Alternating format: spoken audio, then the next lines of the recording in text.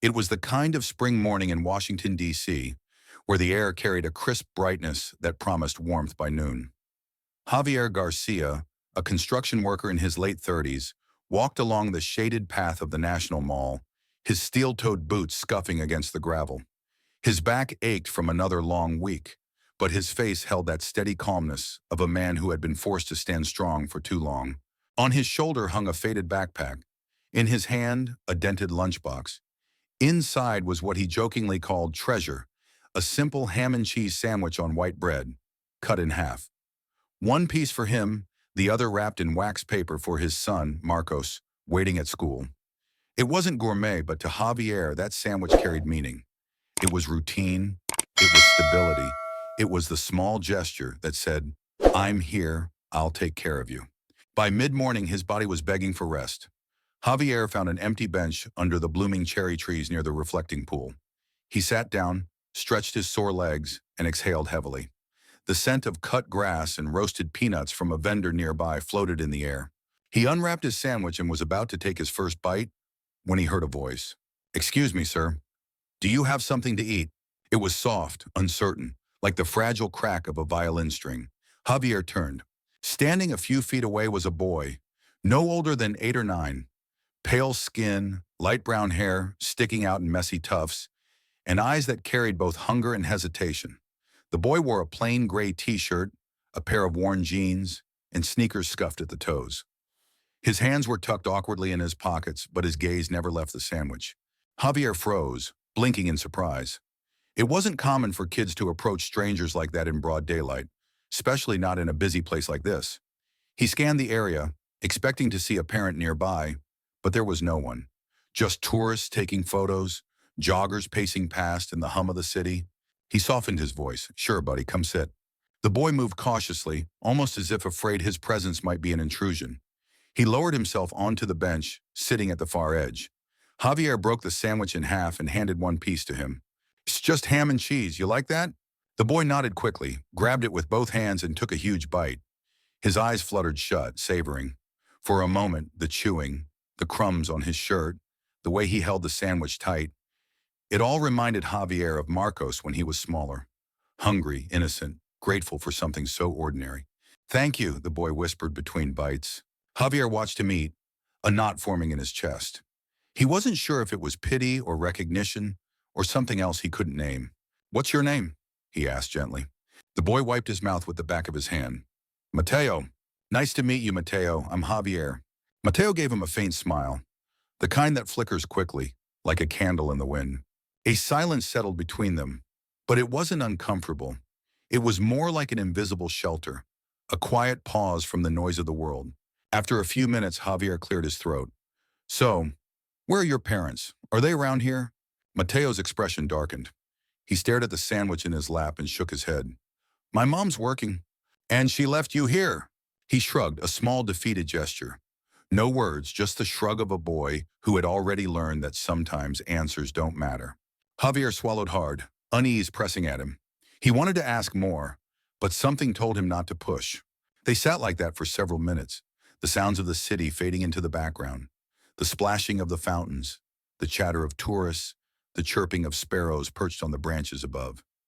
Javier chewed the last bite of his half of the sandwich more slowly than usual, keeping one eye on the boy. Then suddenly the world shifted. A black luxury SUV pulled up near the curb. Its windows were tinted, its presence out of place among the strolling families and casual bikers. The back door opened, and a tall man in a dark suit stepped out. He scanned the area with practiced sharpness, then locked eyes on Mateo. "Master Mateo," the man said firmly, striding over. "Your mother is worried. We need to go." Mateo lowered his sandwich, reluctant. He stood slowly, almost dragging his feet, then glanced back at Javier. His eyes lingered, as though he wanted to say something more. But all he gave was a small, heartfelt smile. "Goodbye, Javier." "Take care, kiddo," Javier replied softly. The man in the suit guided Mateo into the SUV, holding the door open with mechanical precision. The vehicle pulled away smoothly, leaving behind only the low growl of its engine and the strange emptiness on the bench beside Javier.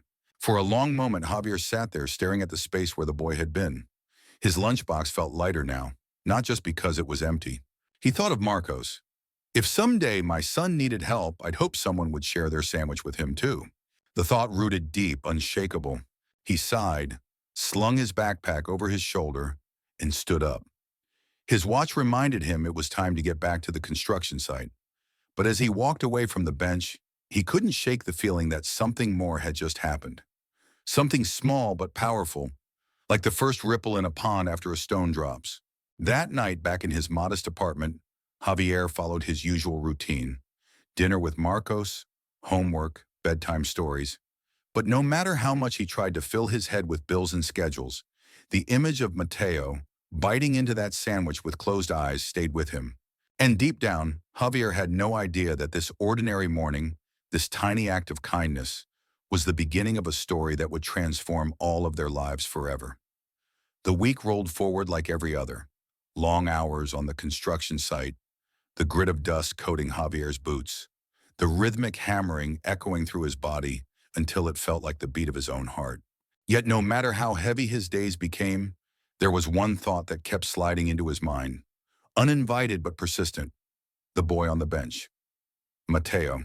Every time Javier took a break and pulled out his sandwich, he caught himself staring at it for a moment before taking a bite. He saw Mateo's small hands gripping the bread, his grateful eyes the way he chewed as if every bite was a miracle. That memory stayed with Javier like the echo of a song he couldn't shake. At night, when he sat with his son, Marcos, going over spelling words or listening to the boy's animated retelling of the latest superhero cartoon, he felt that echo even stronger. Marcos was everything to him: bright, sensitive, quick to laugh. But the image of Mateo haunted him, as if fate had handed him a fleeting glimpse of someone else's child who needed something Javier didn't yet understand. By Friday, the unease had grown into something heavier. After work, he dropped Marcos off at their neighbor's apartment, where old Mr. Thompson always kept an eye on him with the gruff kindness of a retired Army vet.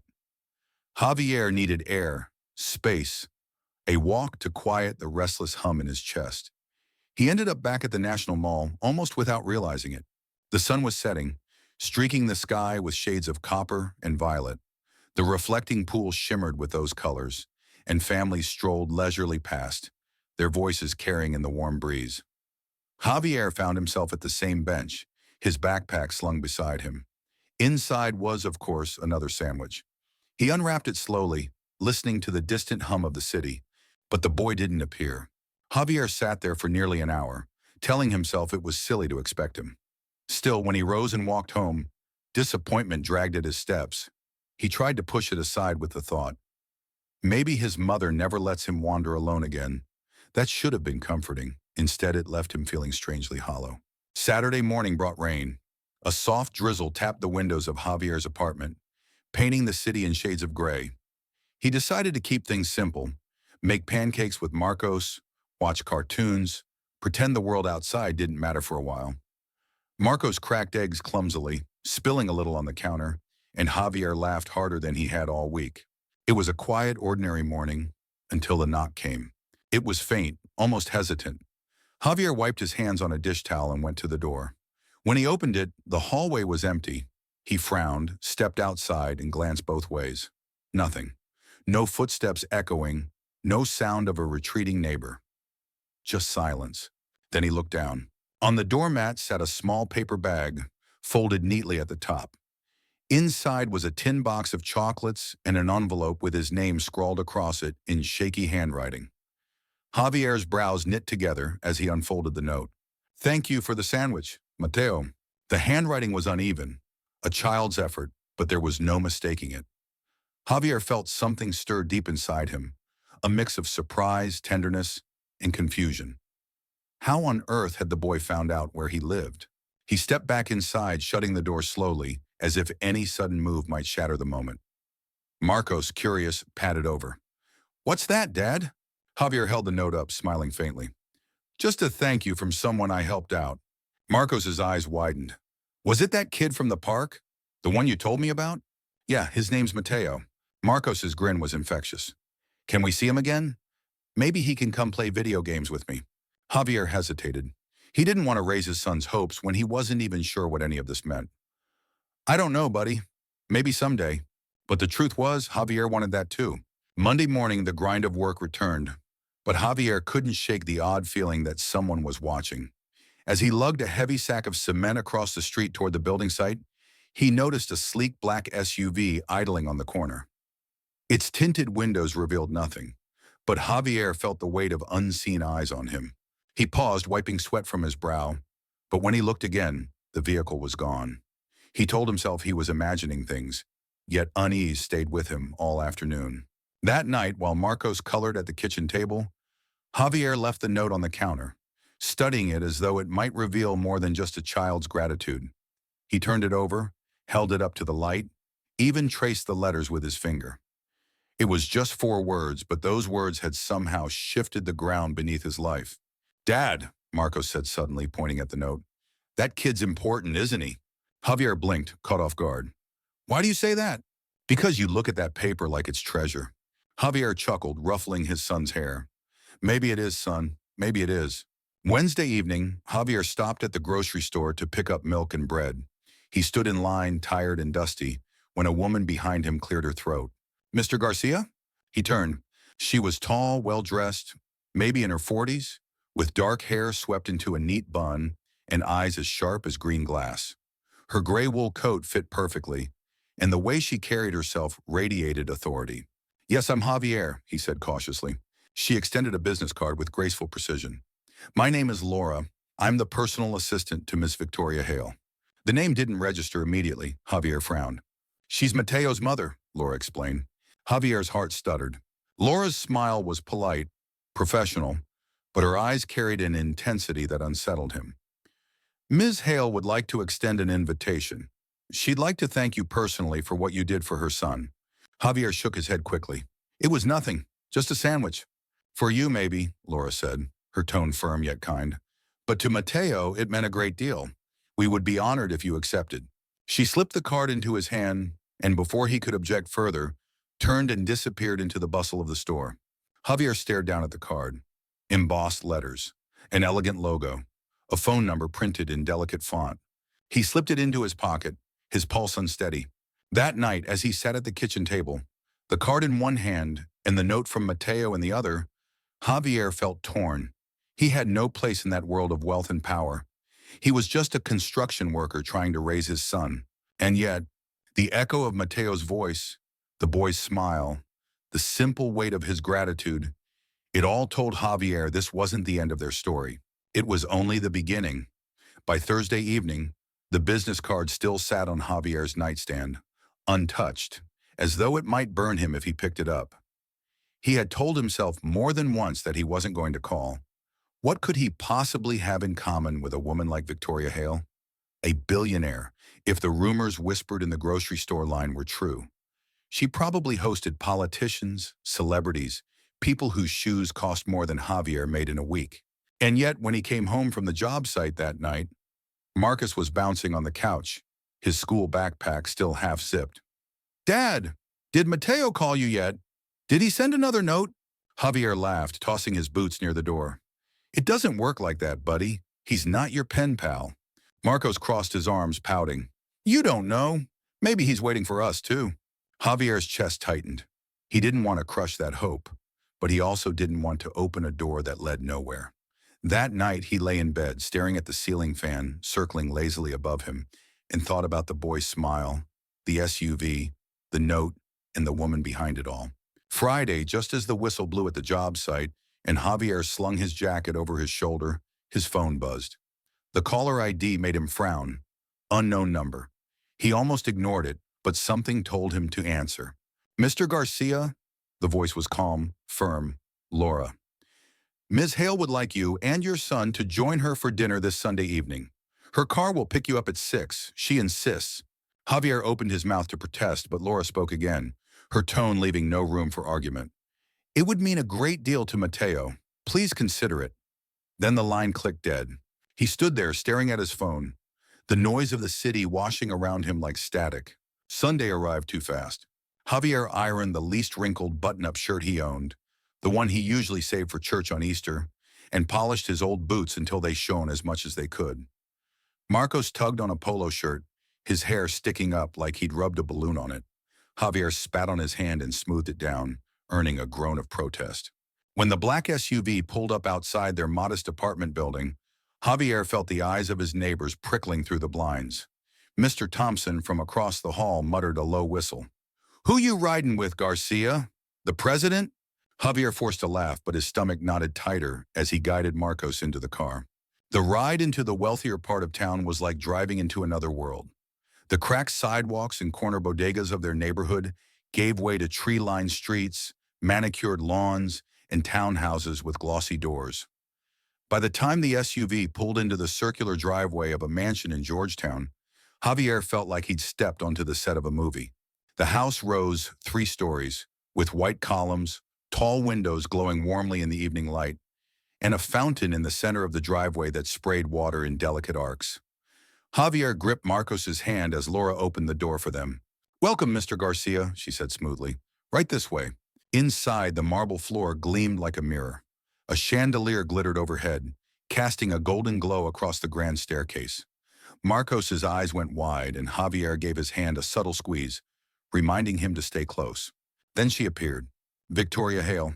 She stood in the doorway of the dining room, her blonde hair pulled back in a graceful twist, her navy dress simple but undeniably elegant. Her presence filled the room before she even spoke. She smiled, extending her hand. "Mr. Garcia, thank you for coming." Javier shook her hand, his calloused fingers clumsy against her polished composure. "Please, just Javier." "And this must be Marcos," she said warmly, crouching slightly to meet the boy's gaze. "I've heard Mateo can't stop talking about you." Marcos beamed, suddenly less shy. "Where is he?" "Out back, impatiently waiting." Victoria led them through the house to a terrace overlooking a garden lit with lanterns.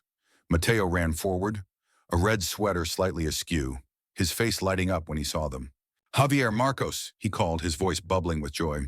The 2 boys fell into easy chatter, laughing about bikes and video games, their bond immediate and effortless. Javier watched them, something soft unfurling in his chest. Victoria gestured toward the dining table set elegantly under the terrace lights. "Shall we?" The meal was unlike anything Javier had ever experienced. Crystal glasses sparkled under the lights, silverware polished until it gleamed, plates of roasted salmon with lemon butter and asparagus, laid out by quiet staff who appeared and disappeared like shadows. Javier sat stiffly, acutely aware of every clink of his fork against the plate. But Victoria was not the aloof socialite he'd imagined. She asked questions in a voice that was gentle but searching. "Have you always lived here in the city?" "Yes, ma'am," Javier said, his voice rough. "Born and raised. Construction's all I know."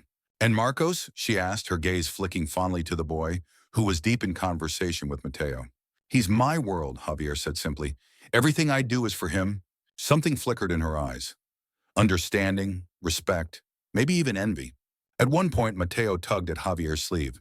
"Can you come to my room after dinner? I want to show you something." "Of course, kiddo," Javier said, his voice gentler than he expected. After dessert, a delicate chocolate mousse that Marcos devoured with wide-eyed delight, Mateo led them upstairs. His room was spacious, with shelves of books, model airplanes, and a desk scattered with crayons and half-finished sketches. He pulled out a drawing and handed it to Javier. It was simple but striking, a man on a park bench splitting a sandwich with a boy. Javier felt his throat tighten. "You drew this?" Mateo nodded proudly. "So I don't forget." Javier swallowed hard, blinking against the sting in his eyes. "It's really good, Mateo. Thank you." When they came back downstairs, Victoria was waiting in the foyer, her expression softer now, less guarded. "Mr. Garcia, Javier, I need you to understand something. My son doesn't trust easily, not since his father passed. That day in the park, it mattered more than you know." Javier shifted uncomfortably, unused to praise, unused to being noticed at all by people like her. "I just shared a sandwich," he murmured. Victoria's smile was faint but sincere. "Sometimes the smallest gestures are the ones that change everything." The ride home was quiet, Marcos dozing against Javier's side, the city lights flickering past the tinted windows. Javier stared out, his mind a whirlwind. He had walked into a world so far from his own that he barely knew how to process it. Yet he couldn't ignore the way Mateo had looked at him, the way Victoria's words echoed in his chest. As the SUV pulled up to his apartment, Javier whispered to himself, barely audible, "This isn't just about a sandwich anymore. The following week, Javier tried to convince himself that dinner at Victoria Hale's mansion had been a one-time thing, an unusual detour from his ordinary life, never to be repeated. He told himself the experience belonged to Mateo, not to him. He had shared a meal, listened politely, and gone home. End of story. But reality didn't agree. By Wednesday afternoon, as Javier was carrying lumber across the construction site, his phone buzzed in his pocket. He nearly dropped the beam when he saw the text message. Laura, Ms. Hale would like to know if you and Marcos are available for dinner Friday evening. Mateo's asking for you. Javier stared at the message for a long moment, his heart doing a strange dance between nerves and warmth. He could already hear Marcos's reaction. His son would leap at the chance to see Mateo again. Javier typed slowly, his calloused fingers clumsy on the cracked screen. We'll be there. Friday evening arrived with the same black SUV pulling up in front of their apartment building. This time, Javier felt less shocked, though not any less out of place. Marcos, however, couldn't contain his excitement. He ran down the steps two at a time, clutching a baseball glove under his arm. Think Mateo will want to play catch, he asked breathlessly. Maybe, Javier said, though he had no idea if Victoria Hale's manicured lawn had ever seen a baseball in its life. When they arrived at the house, Mateo was already outside on the lawn, waving wildly.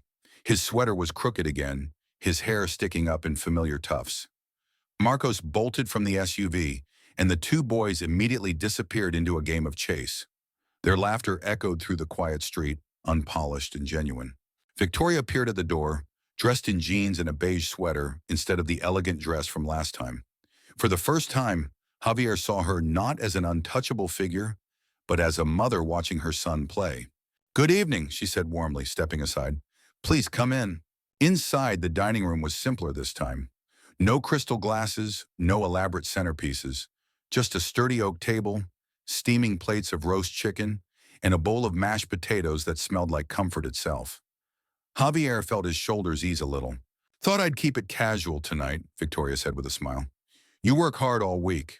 The last thing you need is formality on a Friday. Javier chuckled, scratching the back of his neck. You read my mind. Over dinner, conversation flowed easier than before. Marcos and Mateo dominated the table with stories about school, soccer, and a prank one of Marcos's classmates had pulled on their teacher. Their laughter was infectious, filling the room with a warmth Javier hadn't realized he missed. Victoria asked questions, not just out of politeness, but with genuine interest. So Javier, how long have you been in construction? Since I was 18, he replied. It's not glamorous, but it's honest. Pays the bills, keeps food on the table. That kind of consistency is rare, she said thoughtfully, sipping her water. My world, well, it's full of people who look for shortcuts. Javier shrugged. I don't know shortcuts, just hard work. Her eyes lingered on him for a moment, as though she was weighing something unspoken. After dinner, the boys begged to show Javier the upstairs game room. He followed them up, smiling at their enthusiasm. The room was a child's dream. Shelves of board games, a foosball table, even an old pinball machine. Mateo dragged Marcos straight to the foosball handles. Dad, you gotta be on my team, Marcos called. Javier chuckled and took his place beside him. The game turned into chaos quickly. Shouts, laughter, the rattle of the ball ricocheting inside the table. Victoria appeared in the doorway, arms crossed loosely, watching them with a small smile. When the boys declared themselves champions, Javier raised his hands in surrender. All right, you win. I can't keep up with you two. Mateo grinned, breathless. This is the best night ever. Javier's chest tightened at the words. He glanced at Victoria, and for a split second, he saw something raw flicker across her face. Relief, gratitude, maybe even longing. On the drive home, Marcos couldn't stop talking. Did you see how good Mateo is at foosball? And his room? Dad, it's like Disneyland. Can we go back tomorrow? Please? Javier laughed, though a part of him felt unsettled. He didn't want his son getting used to that world, one so different from their own. But he also couldn't deny how happy Marcos had been, and how happy Mateo had looked. That night, after putting Marcos to bed, Javier sat at the kitchen table with a mug of coffee, staring at the note Mateo had left on his doorstep weeks before. 4 words. Thank you for the sandwich. He realized then that what had begun as a small act of kindness was no longer small at all. Over the next 2 weeks, the invitations continued. Sometimes it was dinner at the Hale home. Other times it was an afternoon at the park, where Mateo and Marcos would kick a soccer ball around while Javier and Victoria sat on a bench sipping coffee. Conversation between them grew easier, shifting from polite questions to genuine exchanges. One afternoon, as the boys played tag under the shade of towering oaks, Victoria leaned back on the bench. You know, Mateo hasn't brought a friend home in years, not since his father passed. He closed himself off. Javier glanced at her. He seems like a good kid, just needed someone to trust. Her eyes softened. He trusts you and Marcos. That's not something I take lightly. Javier didn't know what to say. Compliments always made him uneasy, but there was sincerity in her voice that left him without a reply. The real turning point came one rainy Saturday. Javier had promised Marcos they'd bake cookies, but their small kitchen grew stuffy with the oven on, and the apartment felt more cramped than usual. Just as they were pulling out a batch, there was a knock at the door. It was Laura holding an umbrella. Ms. Hale wondered if you and Marcos would like to join her and Mateo for dinner. She thought you might appreciate a change of scenery. Javier hesitated. He hated imposing. But Marcos was already tugging at his sleeve, eyes wide with excitement. An hour later, they were in the Hale kitchen, baking cookies again. But this time in a space 3 times the size, with Mateo and Marcos giggling as they flung flour at each other. Javier found himself laughing too, the kind of laugh that came from deep in the belly, unguarded and free. As the cookies cooled, Victoria handed him a plate. You know you're welcome here anytime, Javier. Not just for Mateo's sake, for yours too. The words hung in the air, warm and inviting. A door left open. That night, back in his modest apartment, Javier placed the plate of cookies on the counter and watched Marcos race to his room, still chattering about the evening.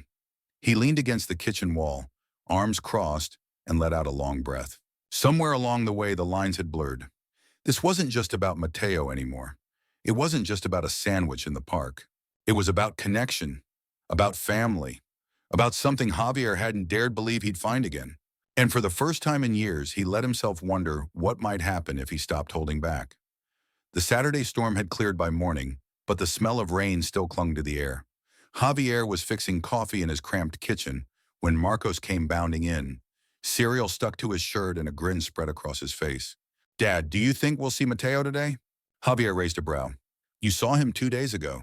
Doesn't a guy get a break? Marcos laughed, shaking his head. Nope. Friends don't take breaks. Javier couldn't help smiling. His son's optimism was contagious, even when life weighed him down. He was about to answer when a knock rattled the door. Standing there, holding a closed umbrella, though the sky was bright, was Laura. She looked out of place in his modest hallway, her tailored coat brushing against the peeling paint of the stairwell.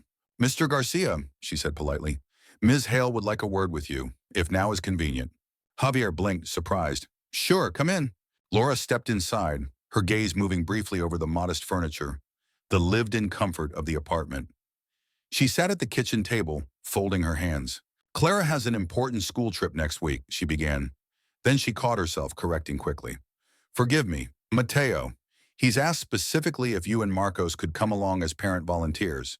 Javier stared, unsure he'd heard correctly. Volunteers? You mean the overnight trip the school does every year? Laura nodded. 2 days in the Shenandoah Valley, hiking, campfires, cabins. Mateo insists he won't go unless you do. Javier leaned back in his chair, the weight of the request pressing down on him. He worked a job that didn't hand out days off easily. Every hour mattered when rent and bills piled up. I don't know if I can, he said slowly. It's not easy to ask for time off. Laura's expression softened, though her voice stayed professional. Ms. Hale understands. She's prepared to cover any wages lost. She just wants Mateo to feel secure. That last word lingered. Secure. Javier thought of the boy's tentative smile, the way he'd clung to the sandwich like it was salvation.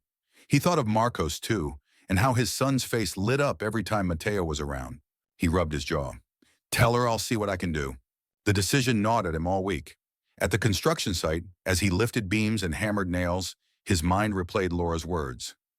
Mateo insists he won't go unless you do. Finally, on Thursday, Javier cornered his foreman. Any chance I can get 2 days off next week? The man gave him a long look, the kind that measured loyalty and tested limits. You've been solid, Garcia. Don't make it a habit, but go. Relief washed over him. When Javier told Marcos, his son practically danced around the living room. We get to camp and hike And sit by a fire? This is awesome, Dad. Javier chuckled, though nerves tightened his chest. He had camped before, sure, but never in this kind of company, never under the shadow of wealth and expectation. The morning of the trip dawned crisp and cool. A bus idled outside the school, kids buzzing with excitement, backpacks bulged with snacks and sleeping bags. Javier stood with Marcos, who clutched a baseball cap too big for his head. Dad, Mateo's here. Javier turned just in time to see the boy bounding up, his red hoodie slightly crooked, his face glowing. Mateo ran straight to him, throwing his arms around Javier's waist. The gesture caught him off guard, but he returned the hug gently. You came, Mateo said, his voice muffled against Javier's jacket. Wouldn't miss it, Javier replied. Victoria stood a few steps back, watching with an expression Javier couldn't read. Pride, maybe, or gratitude laced with something softer. She wore a tailored coat, her blonde hair neat, but in her eyes was the quiet vulnerability of a mother letting go. Take care of him, she said softly as the children boarded. I will, Javier promised. The Shenandoah Valley stretched wide and green, the bus winding along roads lined with tall pines. When they arrived at the rustic campgrounds, the air smelled of wood smoke and damp earth. Children tumbled off the bus, laughter ringing through the trees. Javier helped Marcos and Mateo settle into their cabin. Wooden bunks, creaky floors, the faint scent of cedar. Both boys immediately claimed top bunks and began trading baseball cards while Javier unpacked sleeping bags. Throughout the day, he shadowed the group through hikes and outdoor workshops. He showed kids how to skip stones across the creek, tied knots for a camping lesson, even patched up a scraped knee with the steadiness of a man who had raised a child alone. The other parents noticed, some with curiosity, others with quiet admiration. But it was Mateo's trust that struck deepest. The boy never strayed far, always glancing to make sure Javier was near.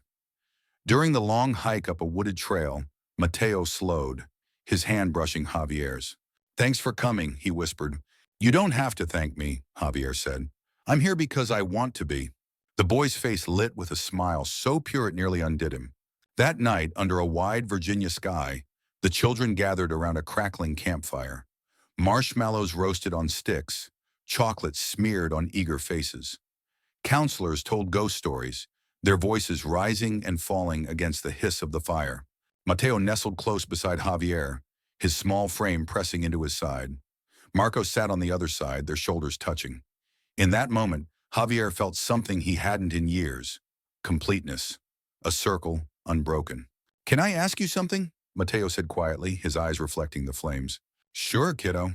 Do you think you could come to more of my school stuff? Not just this trip? Javier's throat tightened. He stared into the fire, watching sparks drift into the night sky. If it's important to you, I'll be there. Mateo leaned his head against Javier's arm. Then I won't be scared anymore. The simplicity of the confession hit Javier like a hammer. He wrapped his arm around the boy, pulling him closer. When the trip ended 2 days later, the bus rolled back into the city, the air thick with chatter about adventures and inside jokes. Parents waited on the curb, their faces eager. Victoria stood among them, her eyes scanning anxiously until they landed on Mateo. The boy bounded off the bus, straight into her arms. But before he let go, he glanced back at Javier, his smile wide, his eyes full of gratitude. Victoria caught the look. Her gaze shifted to Javier, meeting his with a warmth that unsettled him. She mouthed 2 words, her lips barely moving. Thank you. Javier nodded, but words stuck in his throat. That evening, after putting Marcos to bed, he found himself staring at the fire-dappled drawing Mateo had slipped into his backpack before leaving camp. It showed 3 figures around a campfire, smiling. The boy, Marcos, and him. Javier pinned it to the fridge with a magnet, his chest heavy but strangely full. He realized something then. This wasn't about being polite anymore. This wasn't about occasional dinners or awkward invitations. He was part of their lives now, whether he admitted it or not. The Monday after the field trip, Javier was back at the construction site, his hands raw from hauling lumber and his shirt damp with sweat. But even as he worked, his mind kept wandering back to the Shenandoah Valley, to the smell of campfire smoke in his clothes, to Mateo's small head resting against his arm, to the drawing the boy had slipped into his backpack. At night, when he sat at the kitchen table paying bills, the sketch was still pinned to the fridge. Marcos would point at it with pride, telling Javier, "That's us, Dad." That's family. And though Javier never said it aloud, he felt it too. Still, he reminded himself, don't get carried away. Their lives and the Hales' lives were worlds apart. A construction worker in a walk-up apartment didn't belong in the orbit of a billionaire widow and her son. And yet the phone buzzed again on Wednesday.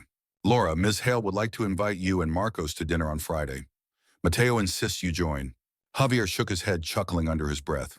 Fate didn't seem to care about worlds apart. Friday evening, the Hale home glowed like a lantern against the dusk. This time, Victoria greeted them herself, no assistants hovering in the background. She wore a simple black sweater and jeans, her blonde hair loose around her shoulders. Javier noticed how the casual look softened her, made her less like the untouchable woman in glossy magazines and more like a neighbor. Dinner was hearty, beef stew with cornbread, the kind of meal Javier's mother used to make on cold nights. As the boys dug in, Marcos and Mateo trading bites and laughing, Victoria leaned closer across the table. Javier, do you ever feel like life circles back on itself?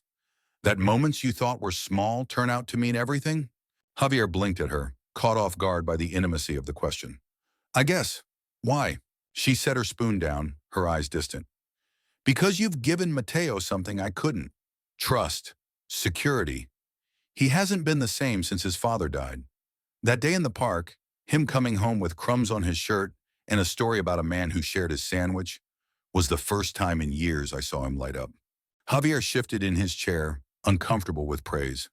Anyone would have done the same. No, she said firmly, her green eyes locking onto his. Not anyone. The weight of her words pressed into the quiet. For a moment, the clinking of silverware from the boys was the only sound. Later, when the boys begged to go play video games upstairs, Victoria invited Javier into the study.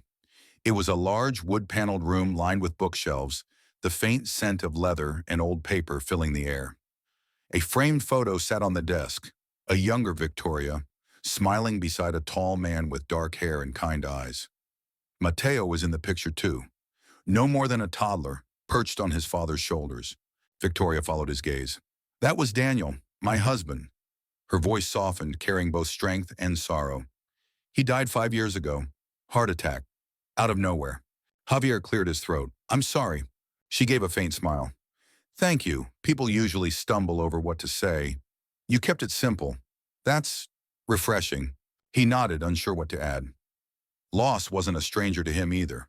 His wife had walked out when Marcos was barely 4, leaving only a note and a suitcase missing from the closet. Different kind of loss, maybe, but still a wound that had shaped his life. Victoria sat back, studying him.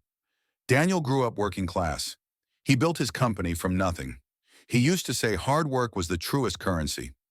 Looking at you, Javier, I can't help but think he would have respected you. Her words landed heavy, but not in a bad way. More like a stone dropped into water, sending ripples outward. Javier exhaled slowly. I just do what I have to, for my kid.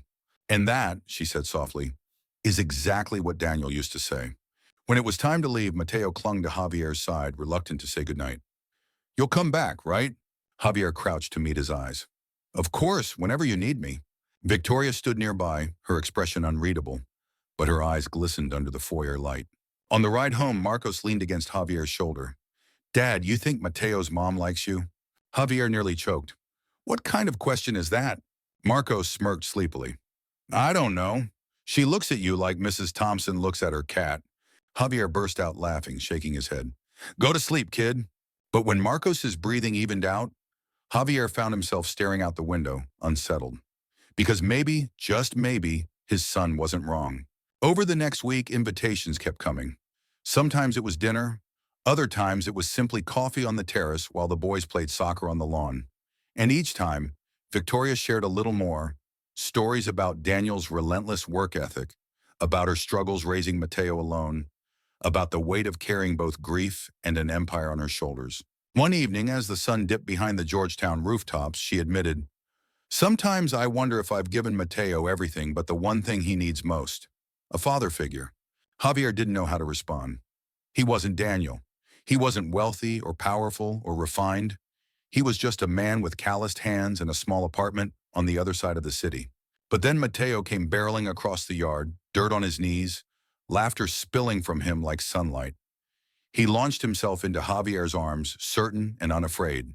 And in that moment, Javier realized it didn't matter what he wasn't. What mattered was what Mateo saw in him. Later that night, after putting Marcos to bed, Javier sat at his kitchen table again, staring at the sketch still pinned to the fridge. Only now he saw it differently. Not just a drawing, not just a memory. It was a signpost, a reminder that the smallest act, a sandwich shared on a park bench, had cracked open a door he hadn't even known was there. And through that door, he could see shadows of the past and possibilities of the future, tangled together in ways he hadn't yet begun to understand. For the first time in years, Javier allowed himself to wonder if fate wasn't finished with him yet. It didn't take long for people to notice. Javier had thought he could slip in and out of Victoria Hale's world unnoticed, just a construction worker lending his time, nothing more. But by the third week of dinners, soccer games on the lawn, and coffee on the terrace, the whispers began. They started small. A neighbor of Victoria's, walking her golden retriever, glanced at Javier with thinly veiled suspicion as he carried a tray of lemonade to the backyard. A teacher at Mateo's school looked at him twice during pickup, brows knitting as though trying to place him. Even at his construction site, one of the guys smirked. "Garcia, you dating some rich widow now? Hope she doesn't mind dirt under your nails." Javier brushed it off, but the unease clung to him like dust he couldn't shake. One Sunday afternoon, Victoria invited them to a small gathering at her home, a backyard barbecue for close friends. Javier almost said no. He didn't belong at parties where people wore polished loafers and pearl earrings. But Marcos begged, and Mateo's hopeful eyes sealed the deal. When they arrived, the smell of grilled steaks filled the air, mingling with laughter and the clink of glasses. The lawn was dotted with guests, business partners, neighbors, old friends of Victoria's late husband. Javier kept close to Marcos, who immediately joined Mateo at the swing set. "Javier," Victoria greeted warmly, a touch of relief in her eyes.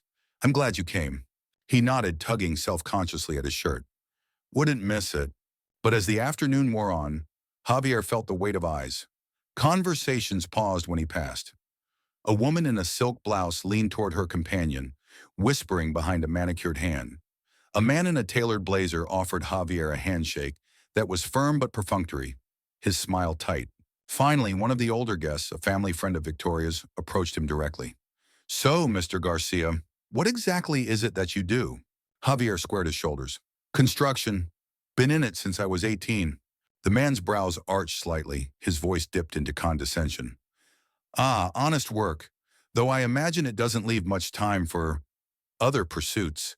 His eyes flicked toward Victoria, then back. Javier's jaw tightened. "I make time for what matters." The man gave a polite smile, but the message was clear. "You don't belong here." Later, as the sun dipped low and fireflies began to blink across the lawn, Javier found a quiet corner near the grill, nursing a soda. He was used to standing apart, but tonight it stung more than usual. Maybe because Marcos was laughing with Mateo as if he'd been born into this world. Maybe because Victoria, radiant in a simple sundress, seemed entirely at ease moving between conversations, while still glancing toward Javier now and then, as though tethered to him. He didn't see Laura approach until she was beside him. "You've noticed, haven't you?" Javier sighed. "Noticed what?" "The whispers, the stares." Her voice was steady, professional as always. "They don't understand why you're here." Javier looked at her sharply. "And you?" Laura hesitated. "I understand because I see what Mateo is like when you're around. He's lighter, happier. That boy hasn't laughed like this in years." Her words softened the sting, but not enough. "Doesn't change the fact that I stick out like a sore thumb," Javier muttered. Laura's eyes flicked toward Victoria, who was kneeling to fix Mateo's collar. Victoria doesn't care what they think. She never has. That night, after Marcos had fallen asleep in Mateo's room and the last guests had trickled away, Victoria walked Javier out to the terrace. The air was cool, crickets humming in the garden. She leaned on the railing, looking at him with that mixture of grace and candor that always disarmed him. "I saw how uncomfortable you looked," she said gently. Javier exhaled. "I don't belong at parties like this. Your friends. They look at me like I'm some stray who wandered in." Her eyes softened. "Do you want to know what I see?" He didn't answer, so she continued. "I see a man who shows up, who splits sandwiches, who patches scraped knees, who takes his son and my son on field trips. Do you know how rare that is, Javier? Men like you don't just walk into people's lives. They save them. Javier swallowed hard, her words striking deeper than he wanted to admit. Maybe, but what happens when people keep asking questions? When they don't stop whispering? Victoria straightened, her voice steady. Then let them whisper. My concern isn't them. It's Mateo. And Mateo needs you. The sincerity in her tone left no room for doubt. Still, Javier looked away, staring at the faint glow of city lights beyond the garden. Part of him wanted to step back, retreat to the safety of his modest apartment, his familiar life. But another part, the part that had held Mateo by the campfire and promised he'd always show up, knew retreat wasn't an option. On the drive home, Marcos was half asleep in the back seat, mumbling about fireflies and burgers. Javier stared out the window, his thoughts tangled. He had always lived by simple rules. Work hard, provide for your kid, keep your head down. But now life was pulling him into a world of sharp suits and polished whispers, a world that didn't know what to make of him. When they got home, Javier carried Marcos upstairs and tucked him into bed. On the fridge, the campfire drawing still hung. Next to it, Mateo had taped another sketch he'd made during the barbecue, a picture of two boys on swings with Javier standing nearby, smiling. Javier touched the edge of the paper, his chest tightening. He realized something important. Whispers might question him, but the only voices that mattered were the children's. Marcos's laughter, Mateo's trust. Those were the truths he couldn't walk away from. The following week, Javier noticed changes. At the construction site, his co-workers teased him less, sensing his silence wasn't to be messed with. At school pickup, a few parents nodded politely, no longer staring quite so openly. And when he showed up at Victoria's again, Mateo ran to him with such unguarded joy that any doubt evaporated, at least for a moment. But deep down, Javier knew this was just the beginning. Outside eyes would keep watching. Doubts would keep circling. The real question wasn't whether he belonged in Victoria's world. It was whether he was brave enough to stay in it, no matter the cost. The whispers still echoed in Javier's mind days after the barbecue. He tried to shake them off at the construction site, pounding nails into timber as if each strike could drown out the voices that said he didn't belong. But no matter how much he tried, the tension clung to him like dust. Still, every time Marcos laughed with Mateo, every time the boy ran to him with that unguarded joy, it was enough to remind Javier why he stayed. He just didn't know how quickly life was about to test him. It was a Thursday evening when the call came. Javier had just gotten home from work, his shirt damp with sweat, his hands raw. Marcos was sprawled on the couch doing homework when Javier's phone buzzed. The screen lit up with Victoria Hale. His stomach tightened. She rarely called directly. Usually it was Laura who handled arrangements. He answered quickly. Victoria? Her voice was strained, the polished calmness gone. Javier, it's Mateo. He collapsed. We're at Georgetown Hospital. The room spun. Javier gripped the counter. Collapsed? What happened? They don't know yet. Please, could you come? She didn't need to ask twice. Marcos, Javier said, his voice sharp with urgency. Grab your shoes, we're going. The hospital smelled of antiseptic and worry. Javier rushed through the sliding doors, Marcos close behind. He spotted Victoria immediately. She stood at the end of the hall, her hands wrapped tightly around each other, her face pale. She looked smaller somehow, stripped of her usual composure. When she saw Javier, relief flickered in her eyes. He was at soccer practice, just collapsed on the field. They think it might be dehydration, maybe low blood sugar, but they're still running tests. Javier put a steady hand on her shoulder. He's tough. He'll be okay. Her lip trembled and she looked away, blinking fast. I can't lose him, Javier. He's all I have. Then we'll hold on to him, Javier said firmly. A nurse appeared. Family of Mateo Hale? Both Victoria and Javier stepped forward. The nurse hesitated, glancing at Javier, but Victoria spoke quickly. He's with me. They were led into a small room. Mateo lay on the hospital bed, an IV in his arm, his cheeks flushed. His eyelids fluttered, then opened slowly. When he saw Javier, his lips curled into the faintest smile. You came. Of course I came, Javier said softly, pulling a chair beside him. You scared us, kiddo. Mateo's small hand reached out, and Javier took it without hesitation. The boy's grip was weak, but it was there, clinging. Victoria stood on the other side, brushing Mateo's hair back with trembling fingers. Rest, sweetheart. You're safe. Mateo looked between them, his eyes heavy. Can you both stay? Javier nodded. We're not going anywhere. Hours passed, the rhythm of monitors beeping filling the silence. Marcos sat curled in a chair in the corner, fighting to keep his eyes open. Javier stayed beside Mateo, his thumb gently rubbing the boy's knuckles. Across the bed, Victoria watched him with eyes that spoke volumes. Gratitude, trust, something deeper she didn't name. When the doctor finally entered, the room seemed to hold its breath. Mateo experienced a sudden drop in blood sugar, the doctor explained. We believe it's manageable with diet adjustments and monitoring. No long-term damage. Victoria exhaled shakily, covering her mouth. Javier felt his own shoulders sag with relief. Thank you, Victoria whispered. The doctor gave instructions, then left them alone. Mateo was already drifting back to sleep, his small chest rising and falling steadily. In the quiet, Victoria sank into the chair beside Javier. She leaned forward, elbows on her knees, and let out a long breath. I've sat in a lot of boardrooms, she said softly, her voice raw. I've negotiated contracts worth millions, but nothing terrifies me like sitting in this chair, waiting for someone to tell me my son is okay. Javier nodded. I get it. Every time Marcos gets sick, even if it's just a cold, I stay up all night. It's different when it's your kid. You trade places in a heartbeat. Her eyes filled, glistening in the dim hospital light. You've been here more for Mateo in these last weeks than some people who've known him his whole life. Do you realize that? Javier looked down at the boy's hand still in his, small and fragile, but trusting. I just show up. That's all I know how to do. Victoria studied him. Do you have any idea what that means to him? To me? He didn't answer right away. He didn't need to.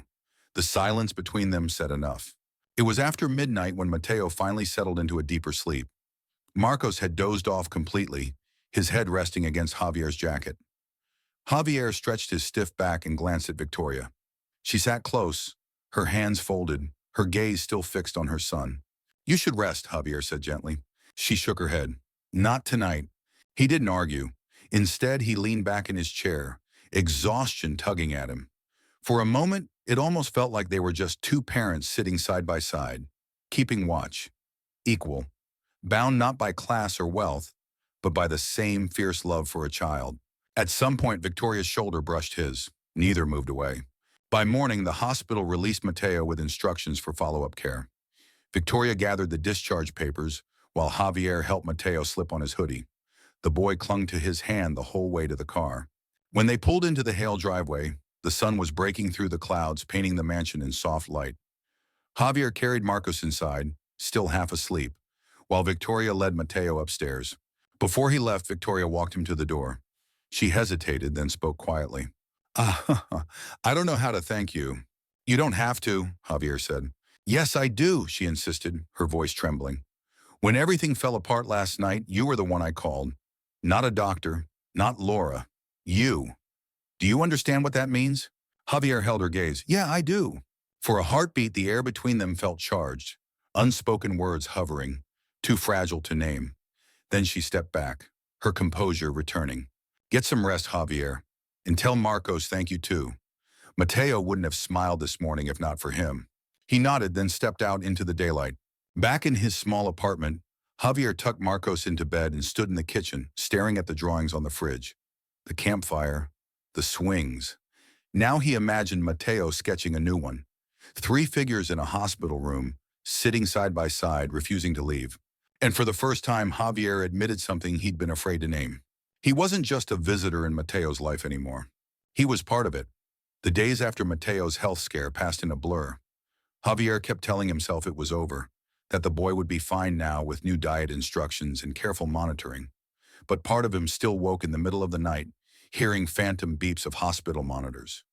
He glanced at Marcos, sleeping soundly in the next room, and reminded himself both boys were safe. That was enough, or so he thought. One Saturday afternoon, Victoria called.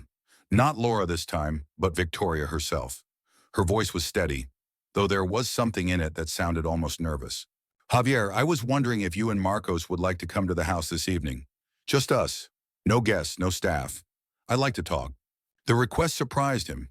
Dinner with her was one thing, but this, no assistance, no polished performance, felt different. More personal.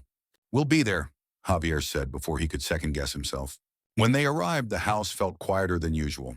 The grand chandelier in the foyer was dimmed, and the echo of footsteps on marble seemed softer. Victoria greeted them in a simple cardigan and flats, her blonde hair pulled back in a loose braid. "Mateo's upstairs with a book," she explained. "He'll come down later. But first, Javier, would you join me in the study?"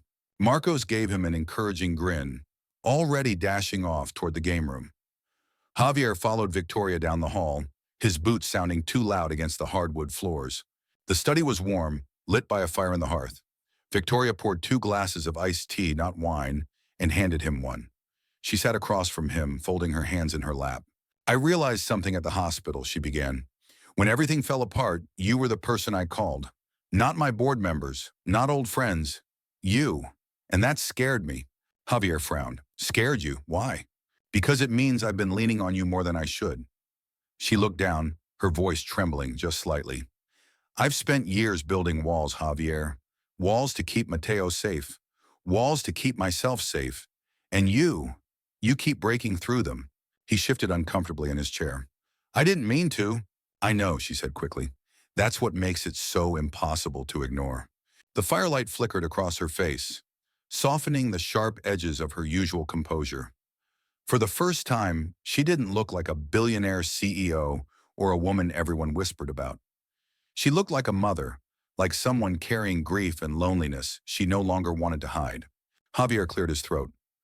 "Victoria, I'm just a guy who builds houses. I don't have your world, your money, your influence. I live in a 2-bedroom apartment with hand-me-down furniture." "And yet," she interrupted gently, "when Mateo collapsed, none of that mattered. He didn't call for wealth. He didn't ask for privilege. He asked for you."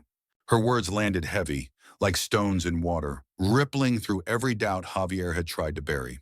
Still, the old fear clawed at him. "But people notice. They whisper. They think I don't belong here. And maybe they're right." Victoria leaned forward, her green eyes fierce. "Do you think I care what they say? I lost my husband to a heart attack at 41. I learned that day how quickly everything can vanish. The whispers of strangers don't scare me, Javier. Losing the people who matter does." Silence filled the room, broken only by the crackle of the fire.